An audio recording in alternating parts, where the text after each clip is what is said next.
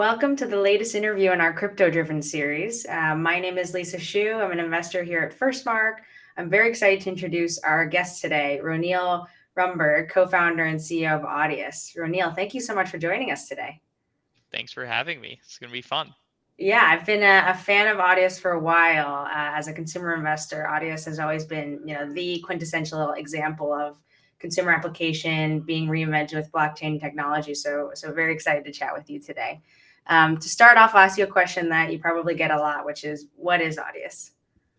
Yeah, it's that's the most important question, though, right? Yeah, at a super high level, Audius is a music discovery and community platform that connects artists and fans directly with one another. And that direct piece is really what we see the key differentiator being between what Audius does for the artists that use it and what a lot of the other streaming services do. So the way it achieves that is by being fully decentralized. The network is kind of owned and operated by the artists, fans, and node or server operators that participate there. And all of their incentives are aligned by this kind of common incentive layer in the form of the Audius token. So you mentioned a few ways you're different from, Web2 streaming analogies, but can you just talk about a little bit more about that? And in particular, what are the benefits to artists of using your platform versus one of the other alternatives?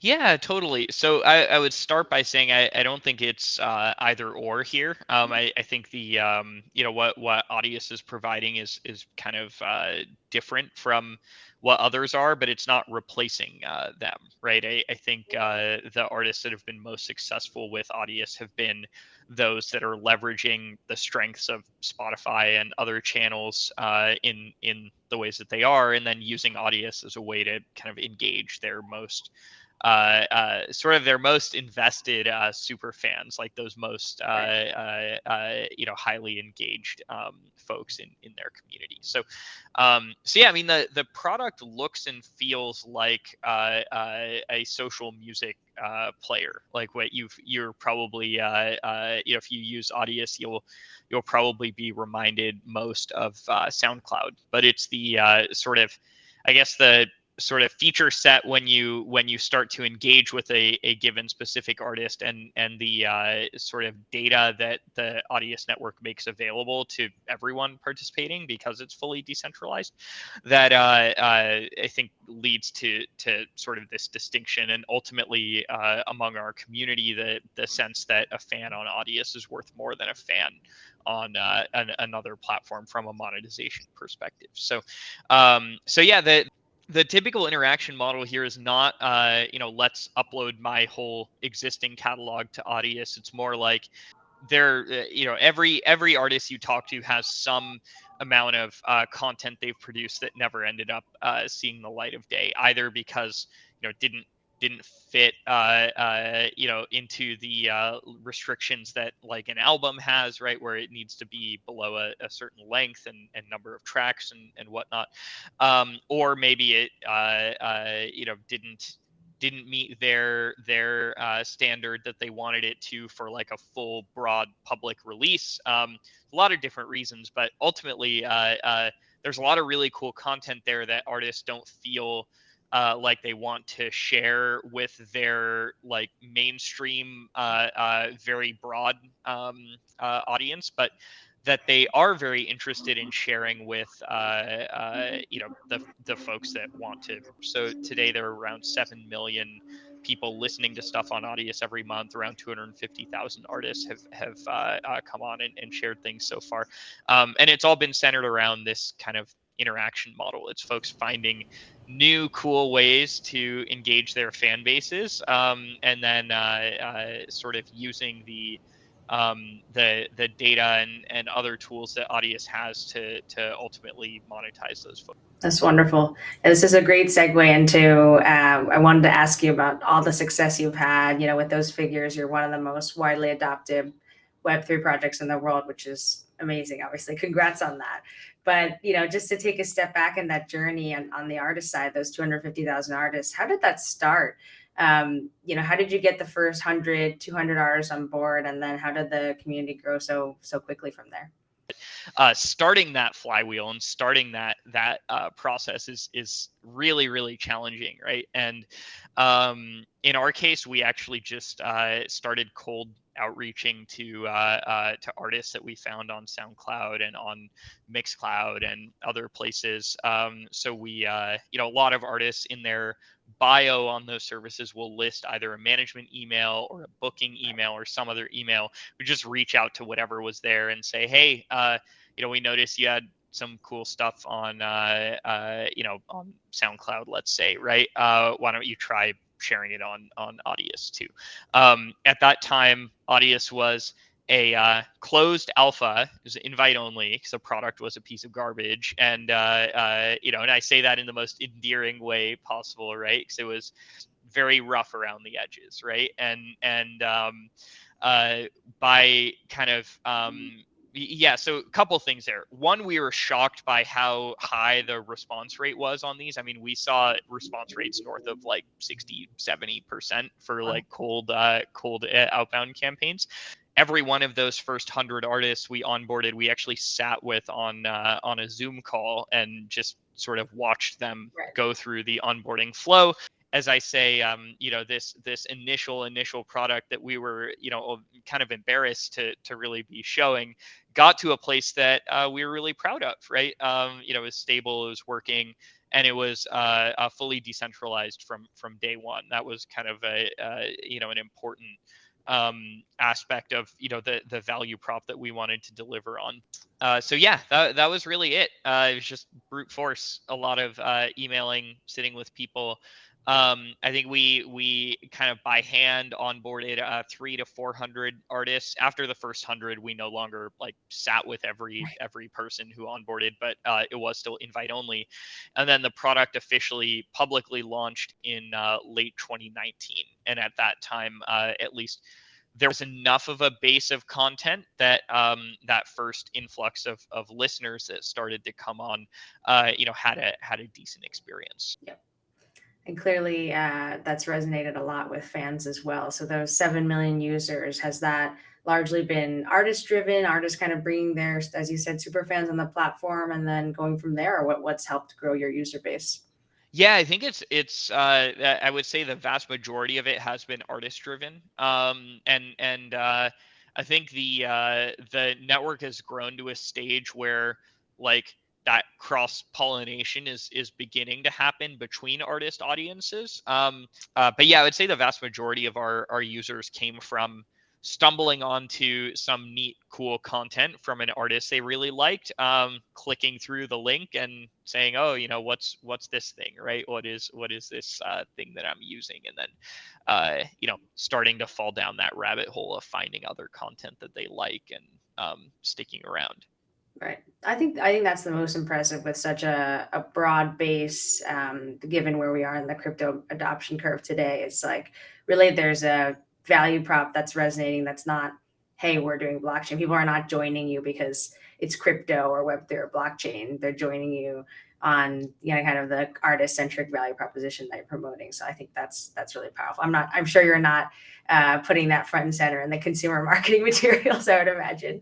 No, we are not. And yeah, I think you're right. The vast majority of listeners on Audius have no idea there's any Right. crypto anything here. We went to really great lengths, and that was really my co-founder Forrest doing then more so than myself, to sort of have this very smooth, frictionless Web 2-esque onboarding experience that still delivers the value that decentralization can to the user. So users sign up for Audius with a normal username and password, but behind the scenes, that username and password is actually being used to secure access to and to generate a non-custodial client-side only wallet. We've so far been able to find these ways to sort of keep users and artists in control of Audius, but still provide a user experience that's familiar to them and that is accessible. Absolutely. And maybe just on the topic of artists, how are they getting paid on your platform today? I know Audius doesn't take a revenue cut, unlike some of the other music streaming platforms, which is very beneficial for the artist. But yeah, how does that work? I know your native token audio is involved, but it would be great if you could explain that at a high level how that works.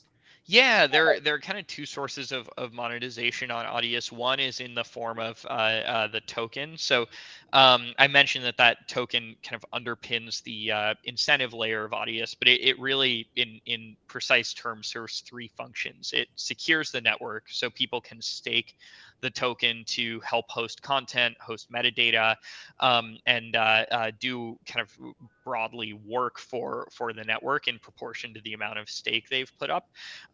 It grants access to features. So as an artist, if you stake the token, you can get access to different distribution features, things that consume more network resources and stuff like that. And then it governs the network. So if you are a holder user of the token, you can vote on any and all changes made to Audius. Our team actually doesn't have the privilege or ability to change anything about Audius without the community voting those changes into place. So I guess a couple things there. The token gets distributed on an ongoing basis to all of the users of Audius, be it artists, fans, in a much smaller amount, and then on the node operator, server operator side. But that has turned into a pretty meaningful kind of revenue stream for the artists using Audius. That's just sort of a formula based on the percentage of total engagement that an artist's content is driving across the whole network. But the intention of that really is to get control of Audius into the hands of those that are most kind of dependent, reliant on it, Yeah. right? So that's kind of category one of monetization. Category two is this direct engagement economy. So as a user, if you go engage directly with a given artist's monetized content, either tipping them or there are other mechanisms there, that kind of payment flow, 90% of that revenue goes to the artist, 10% of that actually goes to folks who are staking the token. So if you as an artist are staking the token, you also earn that proportional share back of the entire kind of payment flow that happens across the network. Makes a lot of sense. You mentioned a couple of functions of the token, and would love to just unpack a few of those for our audience. So on the node operator side, could you just explain a little bit more how that works, why it's important to the network, and in particular, I'm curious, who, can anyone become a node operator? Who are the people you're seeing kind of join your network and staking the token today? Yeah, so anyone can join as a node operator, but it does require a fairly large minimum stake. So these folks are have a number of responsibilities within the network. But if they fail to meet those responsibilities, they actually get financially penalized against the stake that they've put up. So, but that, taking a step back from that a bit, the role that node operators play in the Audius ecosystem is hosting all the content that's here and hosting all the metadata. So the way Audius is set up, the company that I work for could go away tomorrow and all of this would keep working, so long as the community of users around it cares to keep running the nodes that they do and engaging in the ways that they do. Everything here would continue working just fine. And because of that, and because of the nature of the product, the biggest kind of hole that would leave if you compare us to like a traditional centralized music product is where is all the content and who is storing it. That's what this kind of token incentive layer serves to kind of to do for the node operators. Do you have any either fun or interesting examples of community governance that you've seen play out? Just curious what that looks like. And I know you mentioned moderation might be, something that might be, delegated to the community in the future. But just curious how that's playing out right now. Yeah, we've seen a lot of really cool things happen there. So I'll kind of talk about two examples. One is there was a sort of a movement within the community to organize a direct grant effort to issue like smaller grants directly to artists to encourage them to run remix competitions or to do different cool things within Right. Audius. That grants of say like $100 or $200 at a time, like didn't make sense to push through like the big heavy community governance process. So there was a group of community members of ours that pulled together and said, hey, like there a handful of us that feel we could do a good job of like allocating a small bit of capital to or towards these cool goals within the community, and they basically requested an upfront amount to be transferred to a Gnosis safe that they were all signers of, and then they organized a little grants process. So they put out like a Google form and some other things so folks could start to submit to that and say, hey, I want to run this cool remix competition. Can I get like $50 to give away as a prize? That committee could basically say, yeah, sure, or no, that's not a fit with what we're trying to do here. But it was just really cool to see that kind of emerge from Mm-hmm. the community, and for folks to say, hey, we think there's there's value to be created here for the Audius ecosystem by creating a path for these smaller grants to happen, and we're raising our hands to kind of help do that. I think now over 100 applications that have integrated with or built atop the Audius network in some way, shape, or form. Those are actually now driving more listening activity than the core, like the product that you see at audius.co. Just seeing how far the community has brought things, and the kind of scope and scale of efforts that they're able to orchestrate on their own now, just makes me very excited to see all of this great work kind of start to make its way live. And Yeah, so you're mentioning a little bit about the developer ecosystem. Just curious because obviously there's a lot of platform analogies in Web 2, and I think the way you capture value there, Apple Store, even all the way down to Shopify, which is a lot more hands off. They'll take a take rate on revenue. So how are you interacting with that ecosystem? How are you capturing value from that ecosystem? If that's different today versus how you envision that in the future. The network ultimately captures value as a function of the payment flow happening across it. So that applies equally to kind of third-party folks using these distribution rails as it does to kind of the first-party Okay. product.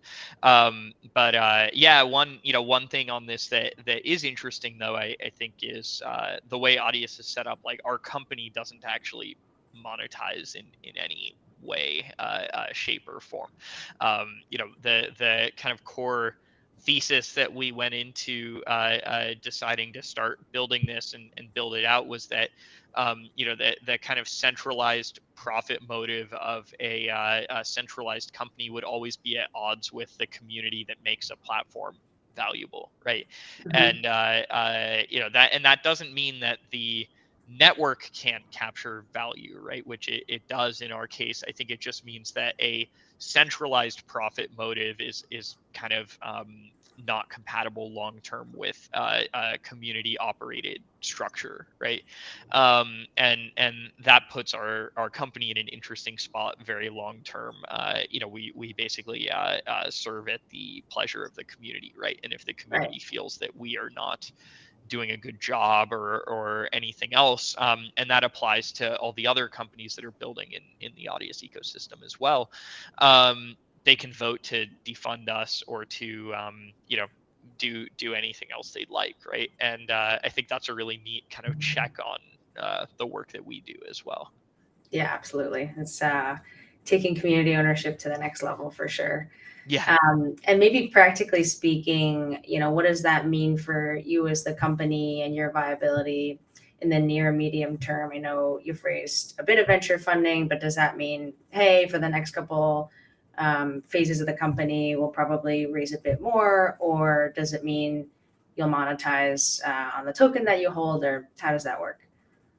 Yeah, it's a great question. I think it means like I guess if we've raised a sufficient amount to date that we don't have to think about this for quite a while, fortunately. But there's I think where that happens longer term is probably through the there's kind of a community governed foundation that does have a pool of tokens that it held back at the time of network launch. So our company would basically go ask that foundation for funds to continue to support our work, and that's ultimately where where our continued kind of ability to support the team and everything else comes from. Right. Right. That's super helpful. Well, this has been a really exciting conversation. I have one more question, just wanted to end on a look into the future. And you mentioned a couple exciting things, but yeah, what does Audius look like 5 or 10 years down the road? And, in particular, what have you hoped to build by then? And what kind of value will you have created in the music industry?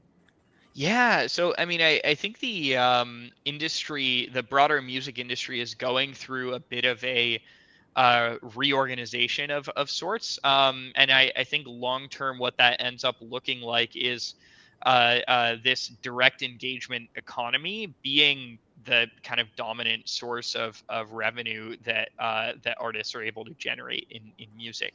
That's not just us. I think there are a lot of others kind of building in that direction and towards that way. But I think where we aspire to be in that kind of future that I describe is to be the foundation for that direct engagement, to be effectively the clearinghouse for all these user to artist transactions, and for artists to kind of aggregate their fan relationships, to be able to use them across different product experiences and user experiences, right? Because all that data is open and openly available to anyone who wants to build around it. We would foresee, think like everything from a ticketing company being able to directly target users in a given geo that follow the artist on Audius because the artist has connected their account with with that ticketing company. So being able to serve almost as this like fan CRM of sorts, very long term, and to be the sort of aggregation point for all that activity. That's really where I think the Audius protocol and network end up here. Amazing. Well, we're very excited to continue watching you build it and continue using Audius as a product. I haven't actually used dark mode yet, so I'll have to check that out after this, but really appreciate your time. It was really informative, insightful, and fun. And thanks so much for joining us today, Roneil.